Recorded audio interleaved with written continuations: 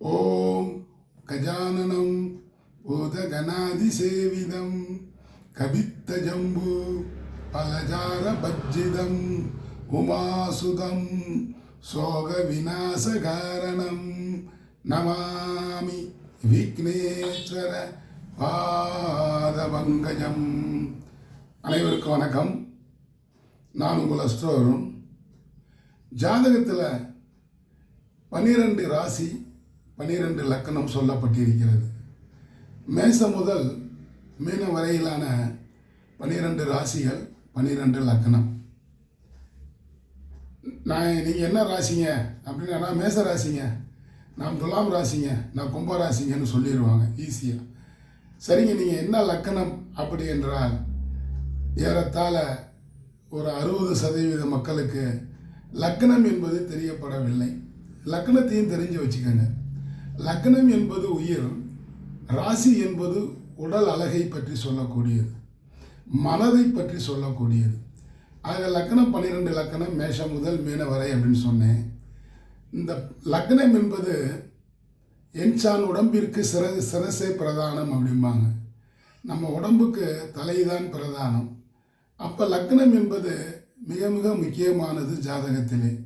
ஆக லக்கணத்தை நீங்கள் என்ன லக்கணம் என்பதை தெரிந்து கொள்ள வேண்டும்.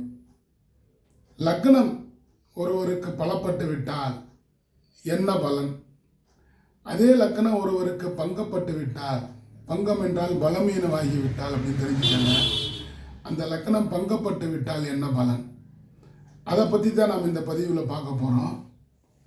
ஒருவர் மேஷ லக்கணம் என்று வைத்துக் கொள்ளுங்கள். மேஷ லக்கணத்திற்கு அதிபதி யார்? செவ்வாய் பகவான். அந்த செவ்வாய் போய் 10ஆம் இடமான மகரத்தில் போய் உச்சம் பெற்று வலுவாக உட்காந்துட்டார்.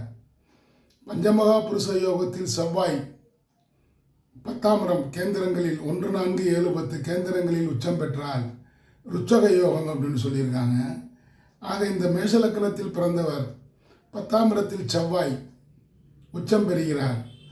அப்போ லக்கணம் பலப்பெற்று விட்டதா, அவர் எல்லா சுகபோகமும் அடைந்து விடுவாரா அப்படிங்கிற ஒரு கேள்வி இங்கே வருது. அப்படியெல்லாம் பொதுப்படையாக சொல்லிவிட முடியாது. அந்த செவ்வாய் பகவான் அங்கே என்ன சாரத்தில் உட்காந்துருக்கிறார், யார் மேலே சவாரி செய்கிறார் அப்படிங்கிறதையும் நாம் பார்க்கணும். உத்திராடம், திருவோணம், அவிட்டம் இந்த 3 நட்சத்திரத்தில் அவர் கண்டிப்பாக சவாரி செய்து கொண்டிருப்பார். அந்த சாரத்திலே தான் அவர் இருப்பார். அப்போ உத்திராடம் என்றால் மேசலக்கணத்திற்கு சூரியனுடைய சாரம் ஏதோ பரவாயில்லாமல் இருக்கும். திருவோணம் என்றால் 4 குடையவன், அங்கே போய் சந்திரன் பகைமை பெற்று விடுகிறார். அப்போ எப்படி அவருக்கு லக்கணம் பலப்பட்டாச்சு அப்படின்னு சொல்ல முடியும்? அங்கே பலம் இழந்துடுறார். இதே செவ்வாய் அதே மகரத்திலே அவிட்ட நட்சத்திரம், அதாவது அவிட்டம் 1, 2ஆம் பாதத்திலே சஞ்சாரம் செய்து திசை நடத்தி கொண்டிருக்கிறார் அப்படின்னா அவர் அந்த ஜாதகர் எல்லா யோகங்களையும் பெற்று விடுவார். அப்போ தான் அவருக்கு அந்த ருச்சக யோகம் என்ற யோகம் கிடைக்கும் அப்படின்னே சொல்லிடலாம். நான் மேஷ லக்னங்க, 10ல் செவ்வாய் உச்சம், எனக்கு செவ்வாய் திசை நடக்குது அப்படின்னா உத்திராடமும் திருவோண நட்சத்திர சாரத்தில் இருந்தால் எப்படி அவர் யோகத்தை பெறுவார்? பங்கப்பட்டு விடுகிறது அல்லவா? பலமாக இருந்தால் அவிட்டம் 1, 2ஆம் பாதத்திலே இருந்தால் மேஷ லக்னத்திற்கு அதிபதி செவ்வாய், செவ்வாய் 10லே உச்சம், அவர் செவ்வாயின் சாரத்திலே சஞ்சாரம் செய்து கொண்டிருந்தால் செவ்வாய் திசை நடக்கும் பட்சத்தில் அவர் வாழ்க்கை வசதியாக இருக்கும், வளமாக இருக்கும், பலப்பட்டு விடுவார், எல்லா யோகங்களையும் அடைந்து விடுவார் அப்படின்னே சொல்லிடலாம். இதை போலவே 12 ராசி 12 லக்கணத்திற்கும் நாம் லக்னாதிபதி எவ்வாறு இருக்கிறார் அப்படின்னே சொல்லிடலாம். லக்னாதிபதி பொதுவாக வலுப்பெற வேண்டும், சுபத்தன்மை பெற வேண்டும். இதுவே ஒருத்தர் ரிஷப லக்கணம் அப்படின்னு வச்சுக்கோங்க. அந்த லக்னாதிபதி யார்? ரிஷப லக்கணத்திற்கு சுக்கிரன். அவர் போய்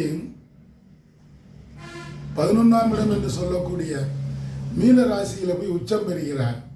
அப்போ அவர் இந்த சுக்கிரன் பலப்பட்டாச்சா, அவருக்கு எல்லா யோகத்தையும் கொடுத்துருவாரா அப்படிங்கிறதையும் ஆராய்ந்து பார்க்க வேண்டும். இந்த ரிஷப லக்கணத்திற்கு அதிபதி சுக்கிரன் 11ஆம் வீடான மீனத்தில் போய் உச்சம் பெறுகிறார். அங்கே புரட்டாதி, உத்திரட்டாதி, ரேவதி ஆகிய நட்சத்திர காலில் தான் நிற்பார். ஆக புரட்டாதி 4ஆம் பாதம் என்றால் குருவின் சாரம், அஷ்டமாதிபதி ஆகி விடுகிறாரே, எப்படி நல்லதை செய்வார். அந்த குருவும் ஜாதகத்தில் எப்படி இருக்கார் அப்படின்னு பார்க்கணும். அடுத்து உத்திரட்டாதி சனியின் சாரம். ரிஷப லக்னத்திற்கு சனி யோகத்தை செய்யக்கூடியவன், 9, 10, அதாவது 9, 10 கூடியவன் அல்லவா.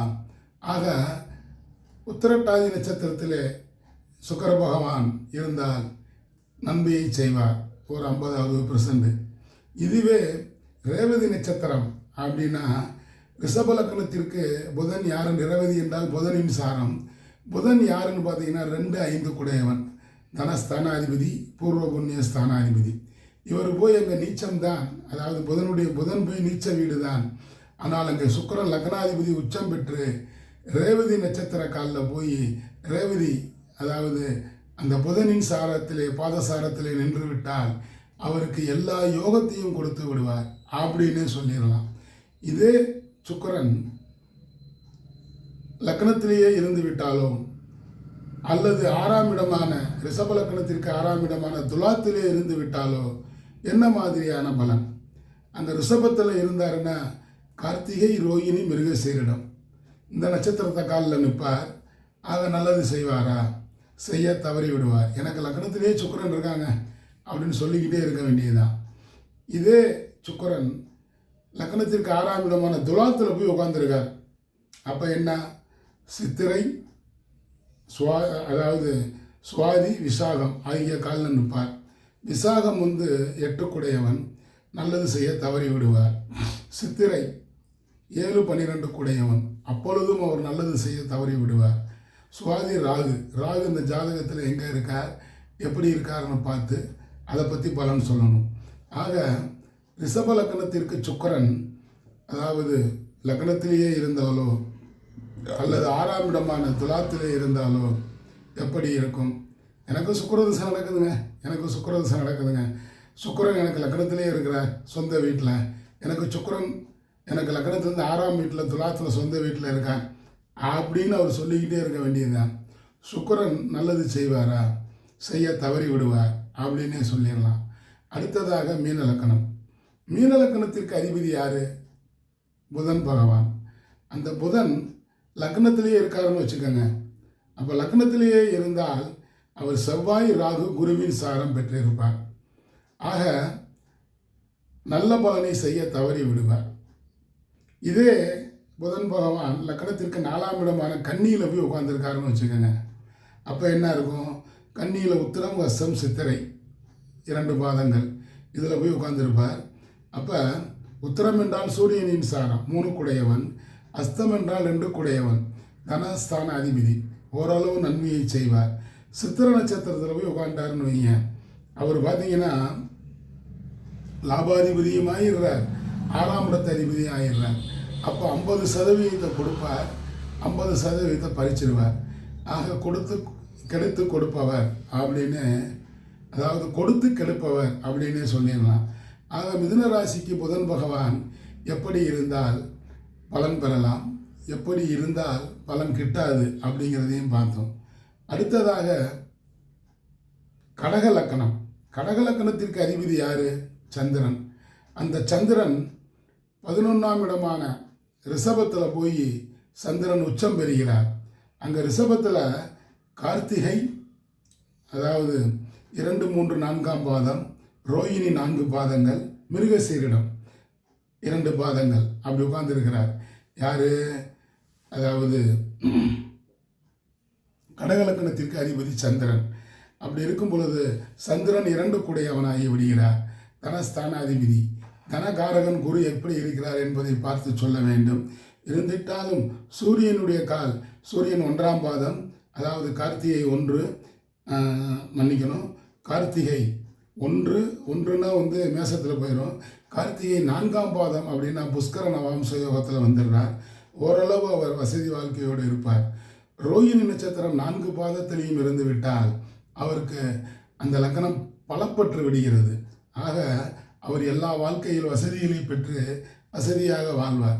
மிருகசீரிடம் அப்படின்னா கடகலக்கணத்திற்கு 5, 10 அப்போ சுமாரான பலன்களையே செய்வார் அப்படின்னே சொல்லிடலாம்.